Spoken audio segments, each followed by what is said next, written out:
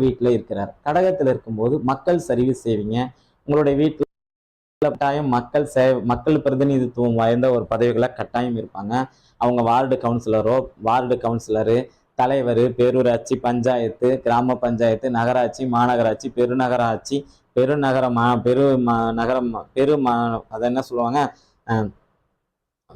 சென்னை மாதிரி பெரிய மாநகராட்சி, ஓகேங்களா? இந்த மாதிரி தலைவர் பதவி, அங்க இருக்கக்கூடிய சேர்மன், அதே மாதிரி முதலமைச்சர், ஆளுநர், மாவட்ட ஆட்சித்தலைவர், வட்டாட்சி தலைவர், பாரத பிரதமர், இந்த மாதிரி நிறைய குடியரசுத் தலைவர், துணை குடியரசுத் தலைவர், உச்சநீதிமன்ற தலைமை நீதிபதி, உயர்நீதிமன்ற தலைமை நீதிபதி, இவர்கள் எல்லாம் பாத்தீங்கன்னா சர்வீஸ் செய்யறதுக்காக வந்திருக்கிறவங்க தான் அரசு ஊழியர்கள் பூராமே அந்த கேட்டகரியில் வருவாங்க. அப்போ உங்களுடைய லக்னாதிபதி கடகத்துல இருக்கும்போது அதனுடைய தன்மையை அவர் பிரதிபலிப்பார் அப்படின்னு அர்த்தம். புரியுதுங்களா? நீங்க வீட்டுல இருக்கிறார். கடகத்துல இருக்கும்போது மக்கள் சர்வீஸ் செய்வீங்க.